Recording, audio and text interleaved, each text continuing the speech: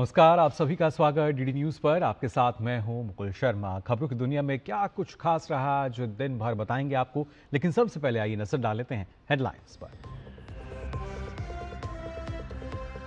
चीन और पाकिस्तान की जम्मू कश्मीर को लेकर की गई टिप्पणी पर भारत का कड़ा एतराज। विदेश मंत्रालय ने जे&के और लद्दाख को बताया भारत का अभिन्न अंग।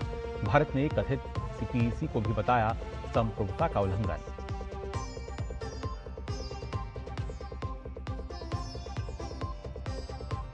ऑस्ट्रेलिया के विदेश मंत्री पेनी वोंग ने दिल्ली में प्रधानमंत्री मोदी से की मुलाकात। व्यापार और प्रौद्योगिकी के साथ सप्लाई चेन मजबूत करने पर चर्चा। व्यापक रणनीतिक साझेदारी मजबूत करने पर बातचीत।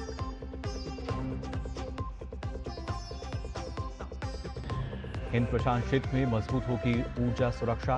क्वाड बैठक में समुद्री सुरक्षा, आर्थिक समृद्धि, महत्वपूर्ण तकनीक और मानवीय सहायता पर जोर। आतंकवाद के सभी रूपों के खिलाफ दिखाई एकजुटता।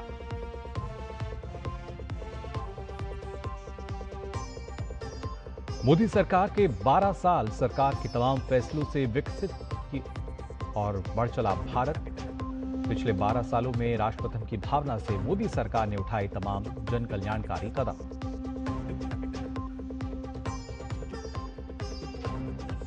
सिक्किम दौरे पर गंगटोक पहुंची राष्ट्रपति द्रौपदी मुर्मू। राज्यपाल और मुख्यमंत्री ने किया स्वागत। गंगटोक के आर्कियोडियम का भी राष्ट्रपति मुर्मू ने किया दौरा।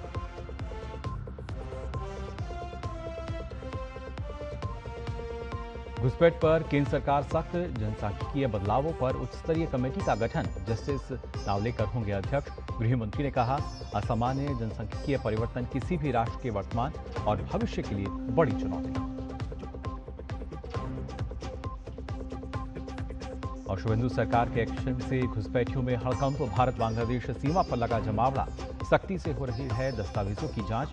अब तक 12 लोगों को भेजा गया होल्डिंग सेंटर। और आइए अब खबरें देखते हैं विस्तार से। भारत ने चीन और पाकिस्तान के संयुक्त बयान में जम्मू कश्मीर को लेकर की गई टिप्पणियों को सिरे से खारिज कर दिया है। विदेश मंत्रालय के प्रवक्ता रणधीर जायसवाल ने कहा कि जम्मू कश्मीर और लद्दाख भारत के अभिन्न और अविभाज्य अंग थे, हैं और हमेशा रहेंगे। उन्होंने कहा कि किसी भी अन्य देश को इस विषय पर टिप्पणी करने का कोई अधिकार नहीं है। विदेश मंत्रालय ने तथाकथित चीन पाकिस्तान आर्थिक गलियारे यानी सीपैक परियोजना पर भी कड़ा विरोध जताया। भारत ने कहा कि उसकी संप्रभुता और क्षेत्रीय अखंडता का उल्लंघन करने वाली किसी भी गतिविधि को स्वीकार नहीं किया जाएगा। मंत्रालय ने दोहराया कि पाकिस्तान के अवैध कब्जे वाले भारतीय क्षेत्रों में चल रही परियोजनाओं का भारत लगातार विरोध करता रहा है। भारत ने चीन और पाकिस्तान के बीच तथाकथित trans boundary water resources corporation के उल्लेख पर भी आपत्ति जताई। विदेश मंत्रालय ने कहा कि दोनों देशों के बीच कोई साझा सीमा नहीं है, इसलिए इस तरह के सहयोग का सवाल ही नहीं उठता। भारत ने यह भी स्पष्ट किया कि वह 1963 के तथाकथित चीन पाकिस्तान सीमा समझौते को भी कभी मान्यता नहीं देता। अवैध घुसपैठ और उससे पैदा हो रहे जनसांख्यिकीय बदलाव को लेकर मोदी सरकार ने बड़ा कदम उठाया है। प्रधानमंत्री नरेंद्र मोदी द्वारा स्वतंत्रता दिवस पर की गई घोषणा के बाद अब केंद्र सरकार ने जनसांख्यिकीय परिवर्तन पर हाई लेवल कमेटी का गठन किया है।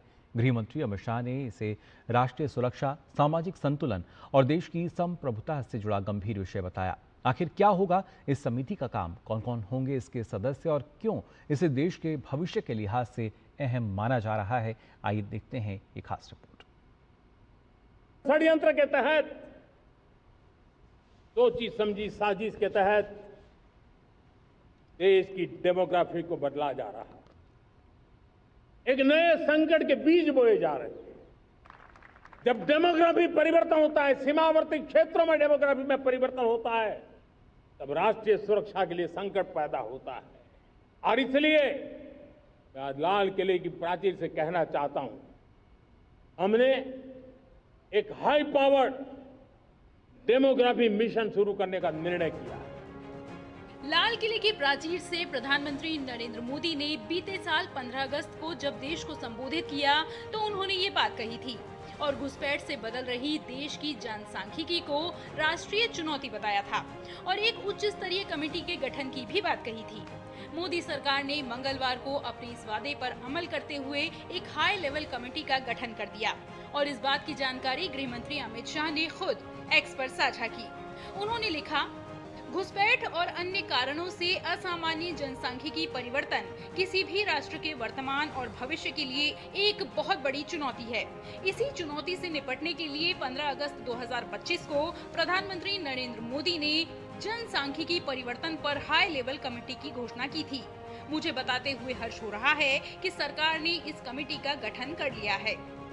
अमित शाह ने जानकारी देते हुए बताया कि सेवानिवृत्त जस्टिस प्रकाश प्रभाकर नावलेकर की अध्यक्षता में बनी इस कमेटी में जनगणना आयुक्त के साथ सेवानिवृत्त IAS अधिकारी दुर्गा शंकर मिश्रा, सेवानिवृत्त IPS अधिकारी बालाजी श्रीवास्तव और डॉक्टर शमिका रवि समिति के सदस्य होंगे। इसके अलावा गृह मंत्री के विदेशी नागरिक मामलों के संयुक्त सचिव इस समिति के सदस्य सचिव होंगे। गृह मंत्री अमित शाह ने जनसांख्यिकी परिवर्तन को बड़ी राष्ट्रीय समस्या बताते हुए लिखा कि जनसांख्यिकी परिवर्तन हमारी संप्रभुता के साथ ही राष्ट्रीय सुरक्षा, कानून व्यवस्था, सामाजिक संरचना में भी गंभीर बदलाव और जनजातीय समाज के संरक्षण से जुड़ी एक गंभीर समस्या है। ये कमेटी अवैध प्रवास और अन्य असामान्य कारणों से पूरे भारत में हो रहे जनसांख्यिकी परिवर्तन का एक व्यापक मूल्यांकन करेगी और धार्मिक और सामाजिक समुदायों के स्तर पर असामान्य जनसंख्या परिवर्तनों के पैटर्न का विश्लेषण करेगी और इसका सुनियोजित और समयबद्ध समाधान प्रस्तुत करेगी। मोदी सरकार के इस फैसले को विभिन्न जानकार देश में जनसांख्यिकी परिवर्तन के बढ़ते खतरे से पैदा हुए संकट के लिहाज से बेहद खास मान रहे हैं। डेमोग्राफी को लेकर जो जहाँ पे अननेचुरल ग्रोथ है, खास करके इलीगल इमिग्रेशन के कारण या कन्वर्जन जैसे षड्यंत्रों के कारण, तो इसका एक व्यापक चित्र देश के सामने आएगा। खुद सुप्रीम कोर्ट भी इसका बहुत बार कॉग्निजेंस ले चुका है, पार्लियामेंट में इसमें बहुत बार डिस्कशन हो चुका है, लेकिन आज तक इसके बारे में हमारे सामने कोई एक ठोस पॉलिसी नहीं है। ये समिति 1 वर्ष के अंदर अपनी रिपोर्ट प्रस्तुत करेगी। आवश्यकता होने पर गृह मंत्रालय द्वारा समिति के कार्यकाल को 6 महीने तक बढ़ाया जा सकता है। समिति जनसांख्यिकी परिवर्तनों का वैज्ञानिक रूप से आकलन करेगी, उनके कारणों का विश्लेषण करेगी और उचित नीति, विधायी और प्रशासनिक उपायों की सिफारिश करेगी। समिति की प्रस्तावित संरचना और कार्यक्षेत्र इस प्रकार हैं: अवैध अप्रवास एवं जनसांख्यिकी परिवर्तनों की चुनौतियों पर विचार करना, संभावित कारणों का अध्ययन करना, आर्थिक, सामाजिक, पर्यावरणीय कारक पहचानना, परिवर्तनों के कारकों की पहचान करना, असामान्य बसावट पैटर्न को समझना, धार्मिक सामाजिक स्तर पर परिवर्तनों का विश्लेषण करना, अवैध अप्रवासियों की पहचान, हिरासत, निर्वासन के लिए स्थायी प्रणाली की सिफारिश करना, निरंतर निगरानी, सीमा प्रबंधन, जनसंख्या स्थिरीकरण प्रणालियों की सिफारिश करना, केंद्र राज्य के बीच समन्वय बढ़ाने के लिए नीतिगत ढांचा प्रस्तावित करना और चुनौतियों से निपटने के लिए अन्य उपाय सुझाना। देश में अवैध घुसपैठ की वजह से जनसांख्यिकी परिवर्तन हो रहा है, जो एक गंभीर समस्या है और भाजपा लगातार इस मुद्दे को उठाती आई है। पश्चिम बंगाल विधानसभा चुनाव में भी डेमोग्राफिक चेंज और घुसपैठ बड़ा मुद्दा था। इस मुद्दे को लेकर भाजपा ने तत्कालीन ममता बनर्जी सरकार का घेराव किया था। सरकार बनने के बाद एक ओर जहां शुभेंदु अधिकारी सरकार घुसपैठियों के खिलाफ कड़ी कार्रवाई कर रही है, तो वहीं दूसरी ओर केंद्र सरकार द्वारा डेमोग्राफिक चेंज पर हाई लेवल कमेटी गठित करना काफी अहम माना जा रहा है। Bureau report, DD news. और आई बात करते हैं पश्चिम बंगाल की भी, जहां पर अवैध घुसपैठ और बांग्लादेशी नागरिकों के खिलाफ भाजपा सरकार का अभियान अब तेज होता दिख रहा है। मुख्यमंत्री शुभेंदु अधिकारी की डिटेक्ट, डिलीट एंड डिपोर्ट नीति के बाद सीमा इलाकों में हलचल बढ़ गई है। उत्तर 24 परगना के हाकिमपुर चेकपोस्ट पर बड़ी संख्या में संदिग्ध बांग्लादेशी नागरिकों के जुटने की तस्वीरें भी सामने आई हैं। राज्य सरकार अब होल्डिंग सेंटर, बायोमेट्रिक वेरिफिकेशन और रिपोर्टेशन की प्रक्रिया को भी तेज कर रही है। आखिर बंगाल में घुसपैठ के खिलाफ क्या है सरकार का पूरा प्लान और क्यों मचा है अवैध प्रवासियों में हड़कंप? आइए देखते हैं इसके लिए खास रिपोर्ट।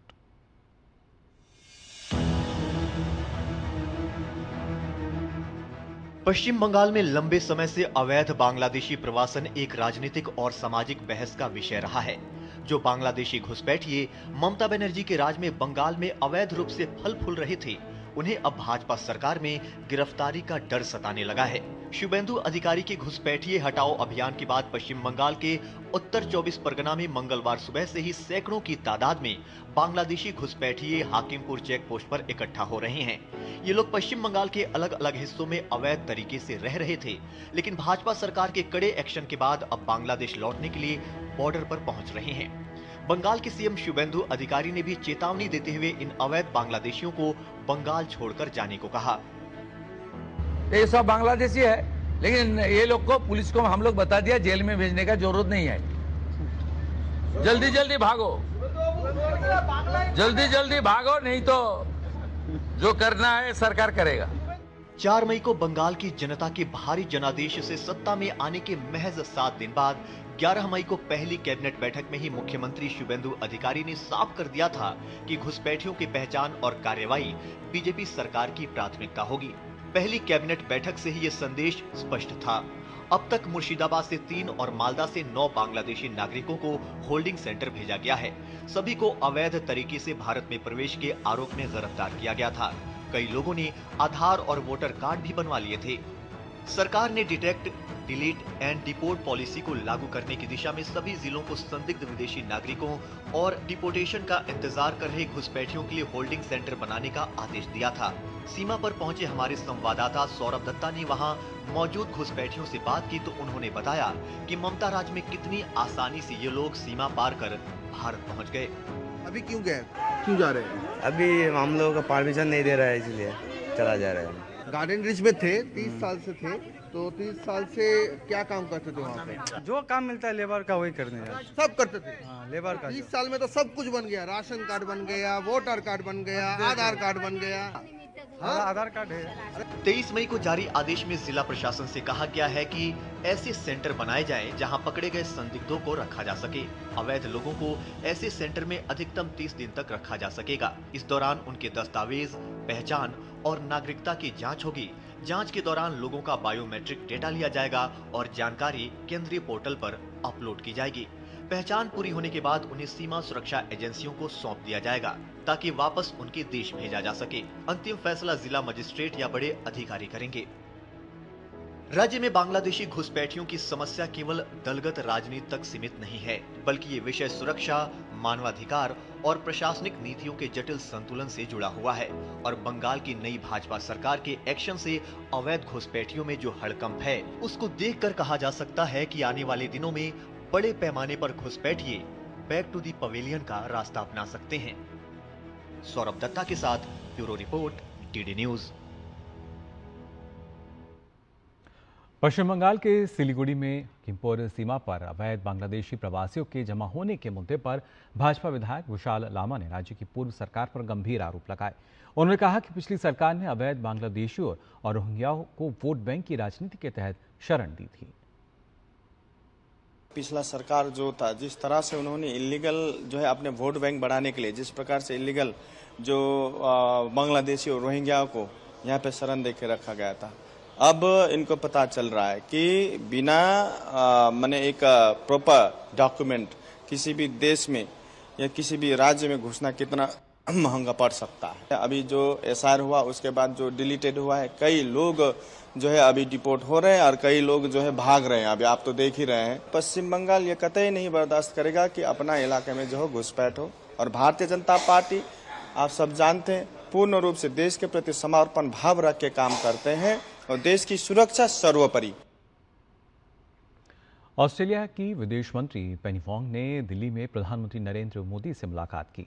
इस मुलाकात के बाद प्रधानमंत्री मोदी ने सोशल मीडिया पर लिखा कि दोनों के बीच रक्षा, व्यापार और प्रौद्योगिकी के साथ ही सप्लाई चेन मजबूत करने पर चर्चा हुई। साथ ही भारत ऑस्ट्रेलिया व्यापक रणनीतिक साझेदारी और दोनों देशों के संबंध मजबूत करने पर भी चर्चा हुई। प्रधानमंत्री ने लिखा कि भारत और ऑस्ट्रेलिया स्वतंत्र, सुरक्षित और समृद्ध इंडो पैसिफिक क्षेत्र के लिए मिलकर काम करते रहेंगे।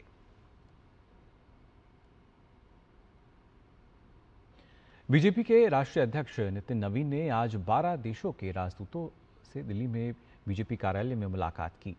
बीजेपी को जानो कार्यक्रम के तहत ये मुलाकात हुई। इन देशों के राजदूतों को बीजेपी के बारे में जानकारी दी गई।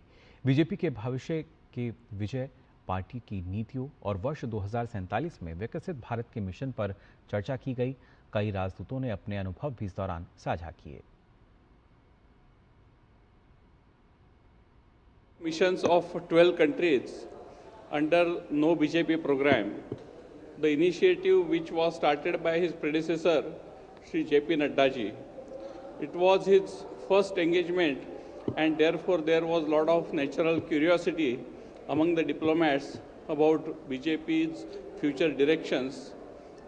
And after the initial remarks, there was quite a good sharing of experiences, question-answer sessions, and their questions were mainly on the BJP's future plans, BJP's ideology, organization, and also what we plan to do for Vikasit Bharat in vision of 2047. और बात quad की, जी हां, Indo Pacific में बढ़ती भू राजनीतिक प्रतिस्पर्धा, चीन की आक्रामकता, सप्लाई चेन की चुनौती, स्टेट ऑफ हॉर्मुज में समस्या और समुद्री सुरक्षा के सवालों के बीच आज नई दिल्ली में क्वाड देशों के विदेश मंत्रियों की अहम बैठक हुई। भारत, अमेरिका, जापान और ऑस्ट्रेलिया ने साफ संकेत दिया कि क्वाड अब सिर्फ संवाद का मंच नहीं बल्कि एक्शन प्लेटफॉर्म बनता जा रहा है। बैठक में समुद्री सुरक्षा, क्रिटिकल मिनरल्स, ऊर्जा सुरक्षा, पोर्ट इंफ्रास्ट्रक्चर और सप्लाई चेन को लेकर कई बड़े फैसले भी लिए गए। इस साल क्वाड की अध्यक्षता भारत के पास है। विदेश मंत्री डॉक्टर एस जयशंकर ने अमेरिकी विदेश मंत्री मार्को रूबियो, जापान के विदेश मंत्री तोशिमित्सु मोतेगी और ऑस्ट्रेलिया के विदेश मंत्री पेनी वोंग का स्वागत किया। बैठक के बाद डॉक्टर जयशंकर ने कहा कि क्वाड देशों की साझा प्राथमिकता एक मुक्त, खुला और समावेशी इंडो पैसिफिक है। उन्होंने आतंकवाद के खिलाफ एकजुट होकर खड़े होने की जरूरत पर भी जोर दिया। We also devoted attention to countering the common threat of terrorism. There must be zero tolerance for terrorism, and nations subject to terrorist attacks have the right to defend themselves. A free and open Indo-Pacific has many dimensions and facets. Our meeting today took stock of the progress in many of them while encouraging exploration in others. In the coming days, whether it is economic activity, energy trade or maritime commerce, the Indo-Pacific will become even more important to the world. The responsibilities of the Quad will grow commensurately and we must prepare for that. बैठक में सबसे बड़ा focus समुद्री सुरक्षा और supply chain पर रहा। चारों देशों ने Indo Pacific maritime surveillance initiative शुरू करने पर सहमति जताई, जिसके तहत समुद्री गतिविधियों की रियल टाइम निगरानी और इंफॉर्मेशन शेयरिंग बढ़ाई जाएगी। इसके साथ ही फिजी में संयुक्त रूप से पोर्ट इंफ्रास्ट्रक्चर विकसित करने की घोषणा भी की गई। यह क्वाड की पहली संयुक्त इंफ्रास्ट्रक्चर परियोजना मानी जा रही है। अमेरिकी विदेश मंत्री मार्को रूबियो ने कहा कि क्वाड अब केवल रणनीतिक बातचीत तक सीमित नहीं है, बल्कि ठोस परिणाम देने की दिशा में आगे बढ़ रहा है। उन्होंने कहा कि अमेरिका के लिए क्वाड वैश्विक रणनीति का अहम स्तंभ है। रूबियो ने क्रिटिकल मिनरल सप्लाई चेन और ऊर्जा सुरक्षा पर नई पहल की भी घोषणा की। We can begin to turn our collective interest into action to the benefit of the people of our countries, but ultimately to the benefit of many other countries who around the world who would benefit from some of the things we're working on today. And I'm very happy today that as a result of the work that our teams have been doing leading up to this conversation today and our conversations today, we have real concrete achievables that we can announce to our respective countries and to the world. Quad के अहम निर्णयों में critical mineral framework की स्थापना के साथ-साथ इससे संबंधित प्रोजेक्ट्स के लिए फंड की घोषणा भी की गई है। इसके अलावा समुद्री क्षेत्र में निगरानी के लिए एक फ्रेमवर्क की स्थापना की गई है तथा हिंद प्रशांत में ऊर्जा सुरक्षा के लिए पहल घोषित की गई। क्वाड देशों ने क्रिटिकल पोर्ट प्रोजेक्ट विकसित करने पर भी सहमति जताई। इसके साथ साथ हिंद प्रशांत क्षेत्र में मानवीय सहायता के लिए आपसी सहयोग को बढ़ाने पर भी चर्चा हुई। विदेश मंत्रालय में अमेरिका डिवीजन के एडिशनल सेक्रेटरी के नागराज नायडू ने बताया कि क्वाड क्रिटिकल मिनरल्स इनिशिएटिव का उद्देश्य विश्वसनीय और लचीली क्रिटिकल मिनरल्स आपूर्ति श्रृंखलाओं को मजबूत करना है, जिसमें खनन, प्रसंस्करण, रिसाइकलिंग और निवेश जैसे क्षेत्रों में सहयोग को बढ़ावा दिया जाएगा। The ministers underscored the importance of maritime security and resilient sea lanes in the Indo-Pacific. The Quad has expanded its cooperation under the IPMDA, which is the Indo-Pacific Maritime Partnership for Maritime Domain Awareness, including efforts towards a comprehensive common operational picture across the Indo-Pacific. बैठक में चीन की बढ़ती आक्रामकता और दक्षिण चीन सागर की स्थिति पर भी चिंता जताई गई। क्वाड देशों ने समुद्री मार्गों की सुरक्षा और नियम आधारित अंतर्राष्ट्रीय व्यवस्था को बनाए रखने पर जोर दिया ऑस्ट्रेलियाई विदेश मंत्री पेनी वोंग ने कहा कि मौजूदा वैश्विक तनाव के दौर में क्वाड की भूमिका और अधिक महत्वपूर्ण हो गई है। उन्होंने स्ट्रेट ऑफ हॉर्मुज के बंद रहने पर सवाल खड़े किए और कहा कि क्वाड के सदस्य देशों ने हॉर्मुज को खोलने के शांतिपूर्ण प्रयासों का समर्थन किया। The region is facing acute economic stress. We know the world is more unpredictable. We know economic volatility is increasing, and we know the consequences for our region of the Iranian closure of the Strait of Hormuz, and what that means for our energy security, for our economies, and for our people. Japan के विदेश मंत्री Toshimitsu Motegi ने supply chain resilience और critical minerals सहयोग को समय की जरूरत बताया। इस साल क्वाड विदेश मंत्रियों की पहली बैठक थी।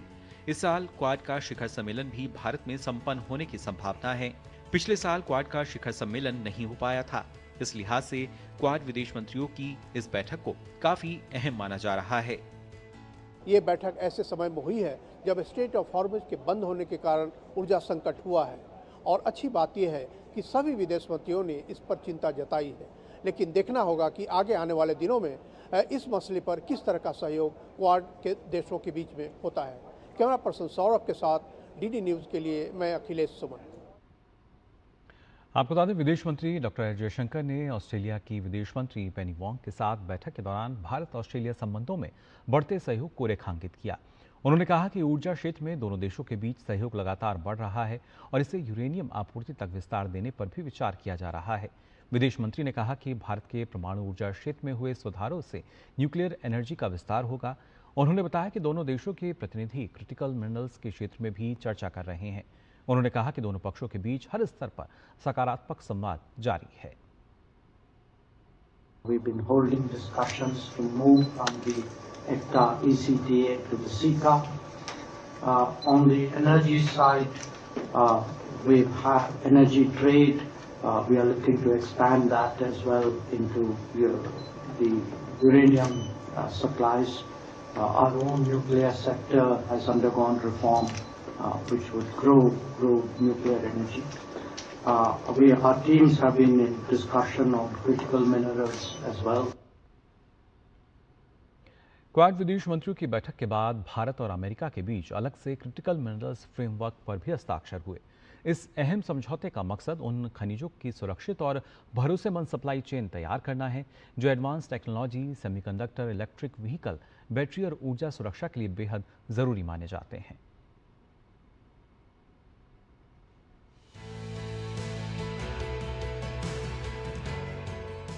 भारत और अमेरिका के बीच हुआ ये क्रिटिकल मिनरल्स फ्रेमवर्क ऐसे समय में सामने आया है जब दुनिया में रेयर अर्थ और अहम खनिजों को लेकर भू राजनीतिक प्रतिस्पर्धा तेज हो रही है। दोनों देशों ने समझौते के जरिए संवेदनशील सप्लाई चेन को दबाव और एकाधिकार वाली बाजार नीतियों से बचाने पर सहमति जताई है। Our focus will clearly be on the Indo-Pacific. At the global level, we have to address issues like supply chain resilience, connectivity choke points, manufacturing and resource concentrations, and gaps in critical infrastructure. Each one of them offers a new argument for more partnerships, stronger growth. America ने कहा है कि वे crystal mineral supply chain को सुरक्षित बनाने के लिए संसाधन जुटाने का काम करेगा। अमेरिकी सरकार निजी क्षेत्र के साथ मिलकर निवेश, लोन और अन्य वित्तीय सहयोग वाले प्रोजेक्ट्स को समर्थन दे रही है। अमेरिका का कहना है कि निवेशों और नई रणनीतिक साझेदारियों से वैश्विक सप्लाई चेन को मजबूत करने में मदद मिलेगी और नई परियोजनाओं के जरिए अरबों डॉलर का अतिरिक्त निजी निवेश भी आकर्षित होगा। We can bring to bear on some of the most significant problems facing the world, whether it's a humanitarian response, whether it's the security of energy, whether it's the freedom of navigation, whether it's the need to diversify our supplies of not just energy but critical minerals and supply chains. These are areas where all four of our countries, collectively and individually, can bring tremendous assets to bear in terms of solving these problems. इस framework के जरिए भारत और America घरेलू और अंतर्राष्ट्रीय स्तर पर ऐसे प्रोजेक्ट्स को आगे बढ़ाएंगे जो महत्वपूर्ण खनिजों की विश्वसनीयता और मजबूत सप्लाई सुनिश्चित कर सके। दोनों देशों का मानना है कि इससे न सिर्फ आर्थिक प्रतिस्पर्धा बढ़ेगी बल्कि राष्ट्रीय सुरक्षा को भी मजबूती मिलेगी। डीडी न्यूज के लिए अखिलेश सुमन की रिपोर्ट। और एक खबरों में आगे बढ़ते हैं। आपको बता दें, राष्ट्रपति द्रौपदी मुर्मू अपने सिक्किम दौरे पर गंगटोक पहुंची, जहां राज्यपाल ओम प्रकाश माथुर और मुख्यमंत्री प्रेम सिंह तमांग ने उनका स्वागत किया। दौरे के दौरान राष्ट्रपति द्रौपदी मुर्मू ने गंगटोक स्थित नेमेगल इंस्टीट्यूट ऑफ टाइबेटोलॉजी का भी भ्रमण किया। यह संस्थान बौद्ध अध्ययन के क्षेत्र में एक महत्वपूर्ण शोध और संदर्भ केंद्र माना जाता है।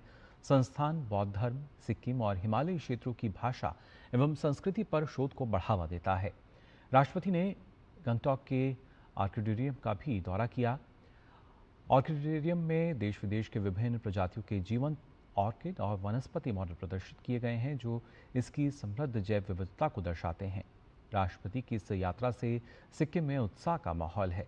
ये दौरा राज्य की सांस्कृतिक, प्राकृतिक और शैक्षणिक धरोहर को राष्ट्रीय पटल पर और मजबूती से स्थापित करेगा।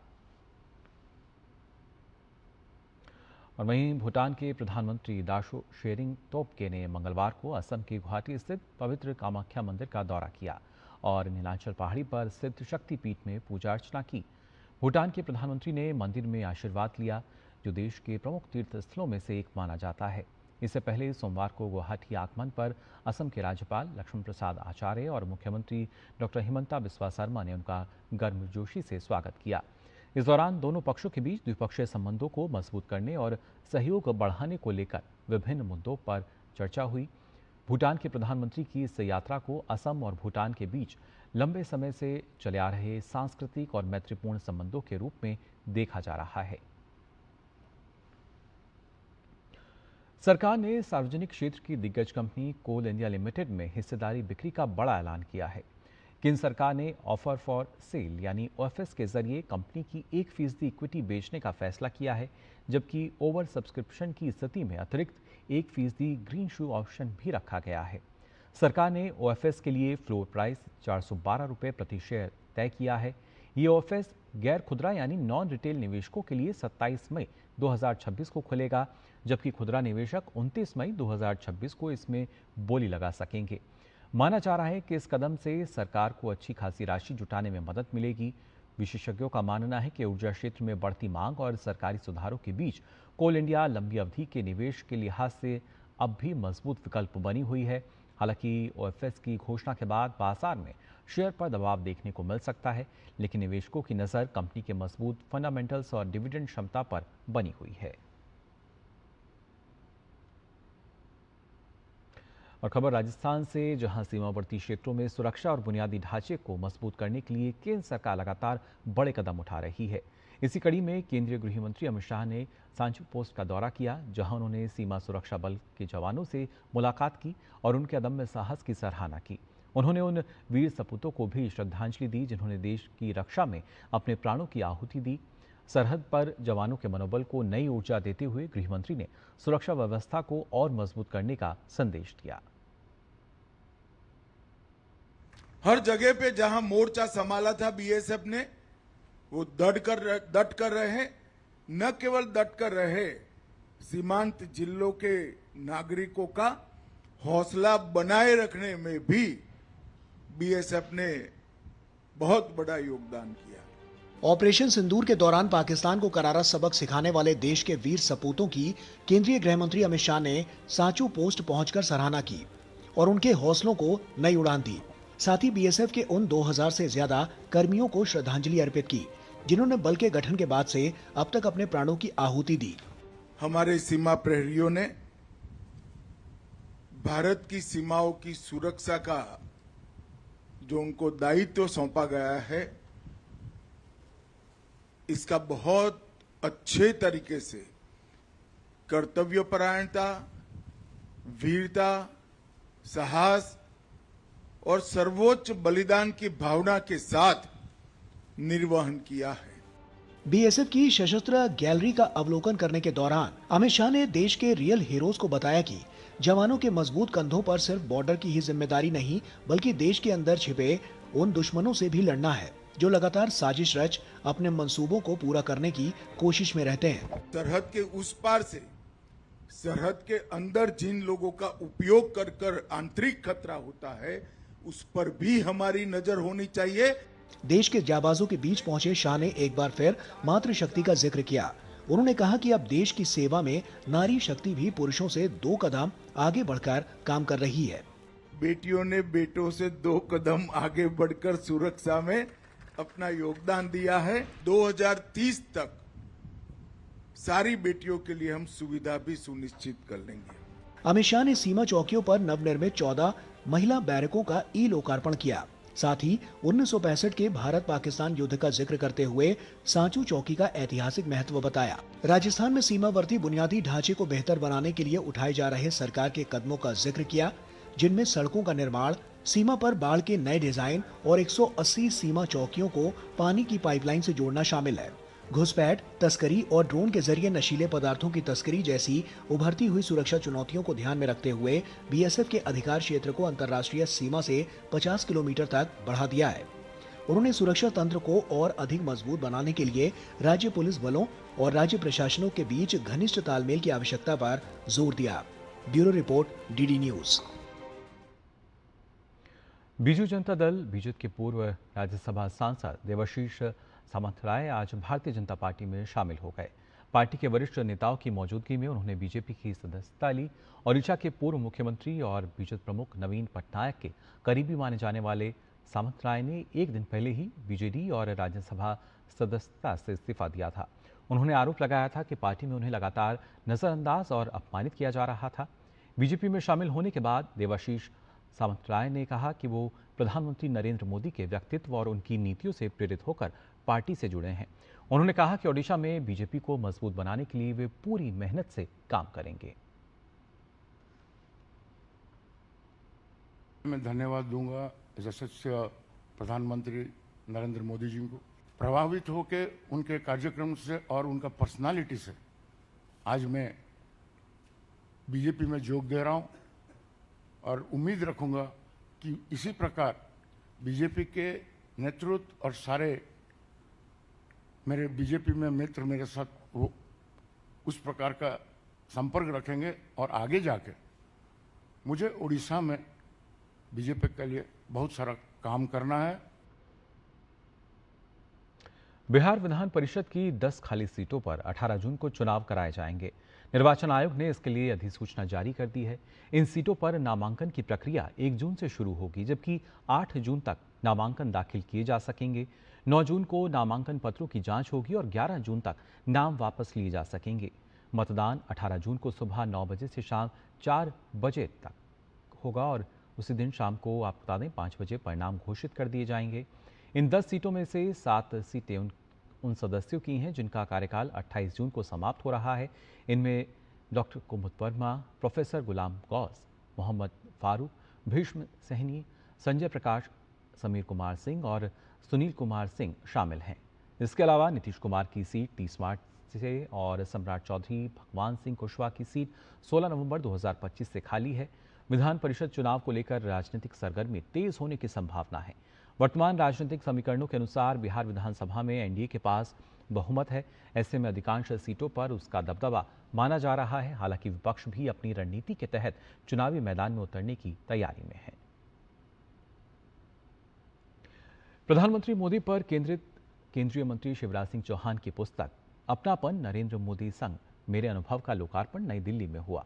इस किताब में केंद्रीय मंत्री शिवराज सिंह चौहान ने प्रधानमंत्री नरेंद्र मोदी के साथ अपने जीवन के 34 वर्षों के संबंधों और अनुभवों को साझा किया। केंद्रीय कृषि एवं किसान कल्याण तथा ग्रामीण विकास मंत्री शिवराज सिंह चौहान की पुस्तक अपनापन का लोकार्पण पूर्व उपराष्ट्रपति एम.के. वेंकैया नायडू की उपस्थिति में संपन्न हुआ। नई दिल्ली स्थित पूसा के सभागार में आयोजित कार्यक्रम को संबोधित करते हुए शिवराज सिंह चौहान ने कहा कि यह किताब 3 दशकों से भी अधिक समय तक प्रधानमंत्री नरेंद्र मोदी के साथ विभिन्न भूमिकाओं को निकट से देखने और उनसे सीखने पर तो है ही, साथ ही यह कृति पाठकों को बताती है कि कैसे दृढ़ संकल्प, स्पष्ट दृष्टि और निरंतर परिश्रम से असंभव को भी संभव बनाया जा सकता है। अपनापन एक नेता के साथ बिताए गए पलों का संग्रह ही नहीं, बल्कि उन मूल्यों का दर्पण है जो राष्ट्र को नई ऊंचाइयों तक ले जाने की क्षमता रखते हैं। मेरा और उनका साथ 35 साल पुराना है और इन 35 सालों में मैंने उनको हर क्षण देश के लिए जीते हुए देखा है। उनका हर कदम देश की प्रगति और विकास के लिए उठा है। मैंने उनके दिल को जनता के लिए धड़कते हुए देखा है।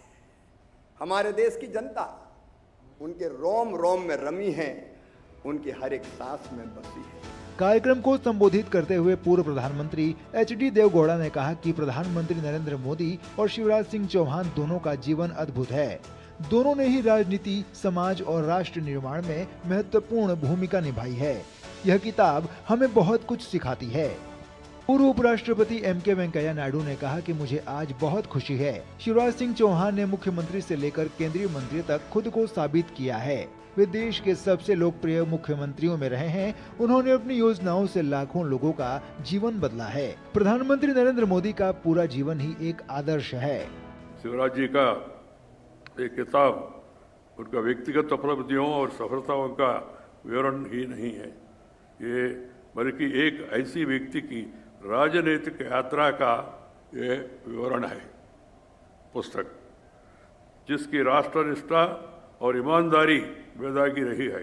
The book Apnapan sums up Swami विवेकानंद's celebrated call to the youth of Bharat, awake, arise and stop not till the goal is reached. India is moving faster, as I told you. Shri Narendra Bhai Modi is taking care of various aspects of country's development. प्रभात प्रकाशन द्वारा प्रकाशित इस किताब में शिवराज सिंह चौहान द्वारा प्रधानमंत्री नरेंद्र मोदी के साथ विभिन्न भूमिकाओं में देखे, सीखे और आत्मसात किए गए अनुभवों का सजीव संकलन प्रस्तुत किया गया है। कार्यक्रम में केंद्रीय मंत्रियों, राज्यपाल, कई राज्यों के मुख्यमंत्रियों सहित बड़ी संख्या में देश भर से आए प्रतिनिधि शामिल हुए। दूरदर्शन समाचार के लिए नई दिल्ली से अजीत द्विवेदी की रिपोर्ट। 1947 में राजनीतिक आज़ादी मिलने के बाद भी भारत लंबे समय तक औपनिवेशिक मानसिकता के प्रभाव से जूझता रहा। लेकिन पिछले 12 साल में देश ने अपनी सांस्कृतिक पहचान, राष्ट्रीय स्मृतियों और गौरवशाली विरासत को पुनर्स्थापित करने की दिशा में कई अहम कदम उठाए हैं। प्रतीकों, परंपराओं और राष्ट्रीय चेतना को नए स्वरूप में स्थापित करने की इसी बदलती तस्वीर पर देखिए हमारी खास रिपोर्ट।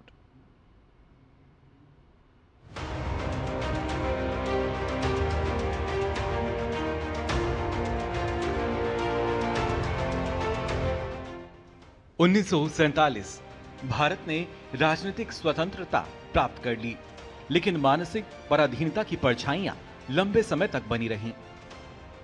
अंग्रेजों द्वारा निर्मित प्रशासनिक ढांचा, न्याय व्यवस्था, सत्ता के प्रतीक, यहां तक कि भाषा और सोच में भी औपनिवेशिक प्रभाव स्पष्ट दिखाई देता रहा। भारत ने सदियों तक इस मानसिक उपनिवेशवाद का प्रभाव महसूस किया। साल 2014 के बाद इस विमर्श को नई दिशा मिली, जब प्रधानमंत्री नरेंद्र मोदी ने गुलामी की मानसिकता को समाप्त करने का आह्वान किया। प्रधानमंत्री नरेंद्र मोदी ने बार बार ये कहा कि भारत को अपनी जड़ों, अपनी सभ्यता और अपने गौरवशाली इतिहास से पुनः जुड़ना होगा। यहीं से शुरू हुआ राष्ट्रीय स्मृतियों, प्रतीकों और सांस्कृतिक धरोहरों को नए दृष्टिकोण से पुनर्स्थापित करने का प्रयास। सोमनाथ से लेकर काशी तक भारत के प्राचीन आध्यात्मिक और सांस्कृतिक केंद्रों के पुनरुद्धार को प्राथमिकता दी गई। काशी विश्वनाथ धाम कॉरिडोर, महाकाल लोक और अयोध्या में श्री राम जन्मभूमि मंदिर, इन प्रयासों को केवल धार्मिक पुनर्जागरण नहीं, बल्कि सांस्कृतिक आत्मविश्वास के पुनरुत्थान के रूप में भी देखा गया।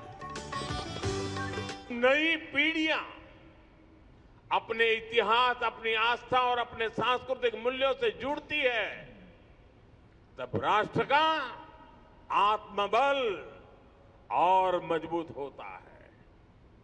आज भारत जिस आत्मविश्वास के साथ आगे बढ़ रहा है, उसमें हमारी सांस्कृतिक निरंतरता की भी बहुत बड़ी भूमिका है। कर सकता है। राजधानी दिल्ली में सत्ता और शासन के प्रतीकों को भी नए अर्थ दिए गए। ब्रिटिश सत्ता की विरासत माने जाने वाले राजपथ का नाम बदलकर कर्तव्य पथ रखा गया। संदेश स्पष्ट था, शासन नहीं सेवा, अधिकार नहीं कर्तव्य। इसी मार्ग पर स्थित वह छतरी जहां कभी ब्रिटिश सम्राट जॉर्ज पंचम की प्रतिमा हुआ करती थी, आज वहां नेताजी सुभाष चंद्र बोस की भव्य प्रतिमा राष्ट्र के आत्मसम्मान और स्वाभिमान का प्रतीक बन खड़ी है। इतिहास को नए दृष्टिकोण से देखने का प्रयास नाम परिवर्तन में भी दिखाई दिया। प्रधानमंत्री आवास, रेस कोर्स रोड लोक कल्याण मार्ग बना तो देश के राजभवनों को लोक भवनों में बदला गया। अंडमान निकोबार में रॉस द्वीप नेताजी सुभाषचंद्र बोस द्वीप बना तो हैवलॉक द्वीप को स्वराज द्वीप कहा जाने लगा। ये परिवर्तन केवल नामों के नहीं थे, बल्कि राष्ट्रीय स्मृतियों को पुनर्भाषित करने का प्रयास माने गए, ताकि प्रेरणा के स्रोत भारतीय अस्मिता और स्वतंत्रता के नायकों से जुड़े रहें। विभाजन की त्रासदी को राष्ट्रीय स्मृति में जीवित रखने के लिए विभाजन विभीषिका स्मृति दिवस मनाने की घोषणा की गई, ताकि आने वाली पीढ़ियां स्वतंत्रता की कीमत और विस्थापन की वेदना को समझ सकें। वहीं गुरु गोविंद सिंह जी के साहिबजादों के अद्वितीय बलिदानों को राष्ट्रीय चेतना में स्थापित करने के लिए वीर बाल दिवस की शुरुआत हुई, जो साहस, धर्म और राष्ट्र निष्ठा की अमर परंपरा का स्मरण कराता है। सिर्फ प्रतीक ही नहीं, सेना और राष्ट्रीय समारोह में भी भारतीयता की झलक और अधिक स्पष्ट हुई। भारतीय नौसेना के ध्वज से औपनिवेशिक सेंट जॉर्ज क्रॉस को हटाकर छत्रपति शिवाजी महाराज की समुद्री विरासत से प्रेरित प्रतीक को अपनाया गया। न्याय व्यवस्था में भी परिवर्तन की एक व्यापक तस्वीर सामने आई। दशकों तक औपनिवेशिक कानूनों के आधार पर चलने वाले भारत ने आपराधिक न्याय प्रणाली में आमूलचूल बदलाव किए। नए भारत के निर्माण की इस यात्रा में केवल इमारतों का कायाकल्प नहीं हुआ, बल्कि सार्वजनिक स्थलों और हवाई अड्डों को भी राष्ट्र नायकों और सांस्कृतिक प्रतीकों से जोड़ने का प्रयास हुआ। सरकार ने तमाम हवाई अड्डों के नाम बदले, तो साथ ही महापुरुषों और महानायकों की प्रतिमाएं स्थापित की गईं। भारत की सांस्कृतिक चेतना को पुनर्जीवित करने के प्रयास के क्रम में नई संसद में सेंगोल की स्थापना हुई। ये कदम नई पीढ़ी को भारत की सांस्कृतिक धरोहरों और महानायकों से परिचित कराने का अहम प्रयास है।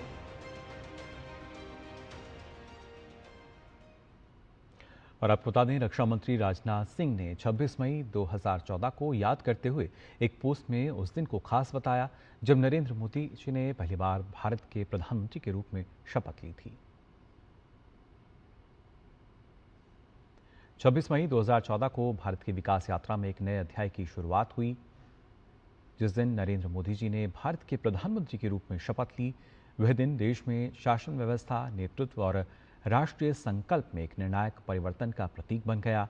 आर्थिक विकास और सामाजिक कल्याण से लेकर आत्मनिर्भर भारत और डिजिटल ट्रांसफॉर्मेशन तक, आधारभूत संरचना के विस्तार से लेकर वैश्विक मंच पर भारत की मजबूत मौजूदगी और सशक्त राष्ट्रीय सुरक्षा नीति तक, प्रधानमंत्री मोदी जी के नेतृत्व में भारत ने अभूतपूर्व गति के साथ प्रगति की है। आज भारत पहले से कहीं अधिक मजबूत, आत्मविश्वासी और गौरवपूर्ण राष्ट्र के रूप में पूरे विश्व के सामने खड़ा है। आज भारत की विकास गाथा पहले से कहीं अधिक समावेशी और लोक कल्याणकारी बनी है। प्रधानमंत्री मोदी जी के नेतृत्व में अंत्योदय की भावना को सही मायनों में साकार किया गया है। करोड़ों लोग जो दशकों तक हाशिए पर रहे, आज भारत की विकास यात्रा के सक्रिय सहभागी बने हैं। सबका साथ, सबका विकास, सबका विश्वास और सबका प्रयास का मंत्र आज सरकार के निर्णयों की धुरी बन चुका है। सच्चे अर्थों में एक प्रधान सेवक के रूप में मोदी जी ने अपना प्रत्येक क्षण मां भारती और देशवासियों की सेवा के लिए समर्पित किया है। उनकी अथक मेहनत, अटूट संकल्प और राष्ट्र के प्रति निस्वार्थ समर्पण करोड़ों लोगों को निरंतर प्रेरित करता है। ईश्वर से प्रार्थना है कि उन्हें उत्तम स्वास्थ्य, दीर्घायु और राष्ट्रीय सेवा के लिए निरंतर शक्ति प्रदान करें। रक्षा मंत्री राजनाथ सिंह ने ये पोस्ट साझा की एक्स पर। और आइए अब खबरों में आगे बढ़ते हैं। आप बता दें, सीबीएसई के पेमेंट गेटवे सिस्टम में बड़ा बदलाव होने जा रहा है। केंद्रीय शिक्षा मंत्री धर्मेंद्र प्रधान ने भारतीय स्टेट बैंक और कैनरा बैंक के साथ ही बैंक ऑफ बड़ौदा और इंडियन बैंक के अधिकारियों के साथ बैठक की। इस बैठक में छात्रों को होने वाली भुगतान संबंधी दिक्कतों पर चर्चा की गई। बैठक में पुनर्मूल्यांकन, उत्तर पुस्तिकाओं की कॉपी और अन्य ऑनलाइन सेवाओं के दौरान पेमेंट फेल होने और रिफंड में देरी जैसी समस्याओं को गंभीरता से उठाया गया। शिक्षा मंत्री ने बैंकों को निर्देश दिए हैं कि सीबीएसई के लिए मजबूत और छात्र अनुकूल पेमेंट सिस्टम तैयार किया जाए, जिसमें फेल ट्रांजैक्शन का तुरंत समाधान और ऑटोमेटिक रिफंड की सुविधा हो। बैंकों ने भरोसा दिलाया है कि जल्द ही तकनीकी अपग्रेड और नए सुरक्षा प्रोटोकॉल लागू किए जाएंगे ताकि छात्रों को भविष्य में किसी तरह की परेशानी का सामना ना करना पड़े। खादी ग्रामोद्योग उत्पादों की बिक्री में पिछले 12 वर्षों में 6 गुना बढ़ोतरी हुई है। खादी और ग्रामोद्योग आयोग के अध्यक्ष मनोज कुमार ने आज नई दिल्ली में पत्रकारों को बताया कि खादी ग्रामोद्योग उत्पादों की बिक्री वर्ष 2025-26 में 1,87,000 करोड़ रुपए तक पहुंच गई है, जो कि अपने आप में एक रिकॉर्ड है। उन्होंने कहा कि अगले साल 2,51,000 करोड़ रुपए की बिक्री करने का लक्ष्य रखा गया है। उन्होंने साथ ही कहा कि बहुत जल्द ही खादी ग्रामोद्योग उत्पादों का ई-कॉमर्स पोर्टल भी लॉन्च किया जाएगा। 30-32 हजार करोड़ रुपए का कारोबार करने वाला ये क्षेत्र आज 1,87,000 करोड़ रुपए के लक्ष्य को पार कर गया है। और मैं मानता हूं कि जिस तरह से हमारे कारीगर दिन रात मेहनत कर रहे हैं, दिन रात परिश्रम कर रहे हैं, रोजगार के नए आयाम हमारा विभाग लिखने जा रहा है। आपको बताते हुए और गर्व हो रहा है कि आज खादी ग्रामोद्योग पूरे देश में 2 करोड़ से भी ज्यादा लोगों को रोजगार देने का काम कर रहा है। प्रतिबंधित संगठन भारतीय कम्युनिस्ट पार्टी माओवादी को बड़ा झटका देते हुए केंद्रीय समिति ने सदस्य पसुनूरी नरहरी उर्फ विश्वनाथ ने मंगलवार को हैदराबाद में तेलंगाना के पुलिस महानिदेशक सीवी आनंद के सामने आत्मसमर्पण कर दिया। 64 वर्षीय नरहरी सीपीआई माओवादी की Bihar Jharkhand special area committee का सचिव भी रहा है। संगठन की राज्य समिति की सदस्य उनकी पत्नी मिडारा दनम्मा उर्फ लता ने भी उनके साथ पुलिस के समक्ष सरेंडर किया। तेलंगाना के हनुमकोंडा जिले की सोमड़ी गांव के रहने वाली नरहरी को सरकार की ओर से नागरिक जीवन अपनाने के लिए 25 लाख रुपए की सहायता राशि दी गई है, जबकि उनकी पत्नी को 20 लाख रुपए की सहायता प्रदान की गई है। डीजीपी सीवी आनंद के अनुसार इस वर्ष अब तक तेलंगाना में कुल 264 माओवादी कैडर आत्मसमर्पण कर चुके हैं। उन्होंने कहा कि फिलहाल तेलंगाना के केवल 3 सक्रिय भूमिगत माओवादी कैडर ही राज्य के बाहर संगठन के विभिन्न ढांचों में काम कर रहे हैं। इनमें केंद्रीय समिति के सदस्य मुपल लक्ष्मण राव उर्फ गणपति भी शामिल हैं।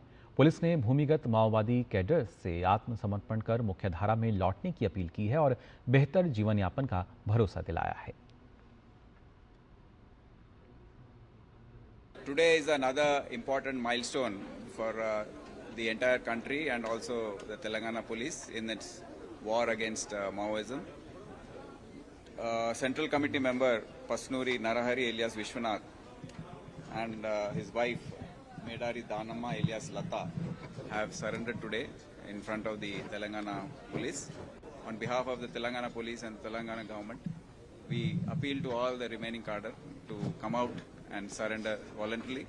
The governments have, in all states, have put in place excellent surrender and rehab policies. In Telangana, as you have seen, we have given the reward. Chennai और मदुरई में ईडी की बड़ी कार्रवाई देखने को मिली है। प्रवर्तन निदेशालय ने मादक पदार्थों की तस्करी करने वाले गिरोह के खिलाफ मदुरई और चेन्नई में 5 स्थानों पर तलाशी अभियान चलाया। जांच में सामने आया कि गिरोह समुद्री मार्ग से श्रीलंका में हशीश और मेथाम्फेटामाइन की तस्करी कर रहा था। गिरोह 108 करोड़ रुपए की 99 किलो हशीश और 105 करोड़ रुपए की 37.5 किलो मेथाम्फेटामाइन की तस्करी कर रहा था। डीआरआई की शिकायतों के आधार पर ईडी ने मनी लॉन्ड्रिंग जांच शुरू की। भारतीय तटरक्षक बल से मिली जानकारी के अनुसार डीआरआई मदुरई ने 5 मार्च 2024 में मन्नार की खाड़ी से 99 किलो हशीश और मदुरई रेलवे स्टेशन से 37 किलो से ज़्यादा मेथाम्फेटामाइन बरामद की थी। जांच एजेंसियों के अनुसार जॉन ब्रिटो इस गिरोह का सरगना है, जो मछुआरों और नाव मालिकों की मदद से खुले समुद्र में श्रीलंकाई संपर्कों तक नशीले पदार्थ पहुंचाता था। मामले में फिलहाल जांच जारी है। दिल्ली हाईकोर्ट ने केंद्र सरकार को दिल्ली रेस क्लब के खिलाफ बेदखली की कार्रवाई दोबारा शुरू करने की अनुमति दे दी है। अदालत ने सिंगल बेंच के उस आदेश को रद्द कर दिया जिसमें इस कार्रवाई पर रोक लगाई गई थी। मुख्य न्यायाधीश देवेंद्र उपाध्याय और न्यायमूर्ति तेजस कारिया की खंडपीठ ने केंद्र सरकार की अपील पर यह फैसला सुनाया। सरकार ने सिंगल बेंच के आदेश को चुनौती देते हुए डिवीजन बेंच में अपील दायर की थी, जिसे अदालत ने स्वीकार कर लिया। ये मामला दिल्ली के लोक कल्याण मार्ग स्थित करीब 53 एकड़ सरकारी जमीन से जुड़ा है, जिस पर दिल्ली रेस क्लब के कब्जे का आरोप है। केंद्र सरकार का कहना है कि क्लब की लीज 31 दिसंबर 1994 को समाप्त हो गई थी और उसके बाद इसका नवीनीकरण नहीं किया गया। सरकार ने 13 मार्च को क्लब को नोटिस जारी कर जमीन खाली करने को कहा था। इसके बाद 17 अप्रैल को पब्लिक परिसर अधिनियम तहत कार्रवाई शुरू की गई और क्लब को कारण बताओ नोटिस भी जारी किया गया। इस कार्रवाई को दिल्ली रेस क्लब ने हाईकोर्ट की सिंगल बेंच में चुनौती दी थी, जिसके बाद अदालत ने बेदखली प्रक्रिया पर अंतरिम रोक लगा दी थी। अब डिवीजन बेंच ने उस पर रोक को हटा दिया है, जिससे केंद्र सरकार को आगे की कार्रवाई का रास्ता अब साफ हो गया है। पद्म पुरस्कार से सम्मानित देश की विशिष्ट हस्तियों के लिए आज का दिन राष्ट्र गौरव, संस्कृति और प्रेरणा से जुड़ा विशेष अनुभव लेकर आया। नई दिल्ली में पद्म पुरस्कार विजेताओं ने राष्ट्रीय युद्ध स्मारक का दौरा किया। इस दौरान उन्होंने अपना सर्वस्व निछावर कर देने वाले वीर शहीदों को श्रद्धांजलि दी। राष्ट्रपति भवन में भारतीय कला और विरासत को करीब से जाना। इसके बाद पद्म पुरस्कार विजेताओं ने प्रधानमंत्री संग्रहालय का भी भ्रमण किया। आधुनिक तकनीक और ऐतिहासिक दस्तावेजों से सुसज्जित इस संग्रहालय का अनुभव पद्म विजेताओं के लिए बेहद प्रेरणादायक और यादगार रहा। राष्ट्रपति भवन देखा है, बहुत बढ़िया है और उसमें क्या क्या होता है वो ही सब देखने को मिला। और दिल्ली में बहुत कुछ है जो देखने को मिलता है और उससे मन को स्फूर्ति आती है। मैं वार म्यूज़ियम गया तो वार म्यूज़ियम वाज एक्सेलेंट और जितने भी हमारे वॉरियर्स हैं उनको याद करने के लिए वो म्यूज़ियम बनाया गया। थीम बहुत अच्छा है। ये तो सब प्रेरणा स्थल है, जाने का तो ये पुरखों की भी याद आती है, उन्होंने कैसा काम किया और ये सब यहाँ का जो देखने का एक एक वस्तु हर प्रेरणा के एक एक सीढ़ी पर ले जा सकती है। इससे पहले कभी नहीं गया था और लेकिन हमेशा से एक इच्छा रही कि मैं राष्ट्रपति भवन देखूं, कैसे देखूं, किसको अप्रोच करूं, ये मुझे समझ नहीं आ रही थी क्योंकि कभी कुछ अवसर नहीं मिल रहा था ऐसा। तो आज जब ये अवसर दिया है शासन ने तो मैं गया, मैं अचंभित रह गया उस राष्ट्रपति भवन को देखकर जो इतना विशाल है और अंदर इतना सुंदर बना हुआ है। तो फिलहाल के लिए इस बुलेटिन में बस इतना ही, लेकिन देश और दुनिया की तमाम खबरों के लिए आप देखते रहिए डीडी न्यूज़। मुझे दीजिए अनुमति। नमस्कार।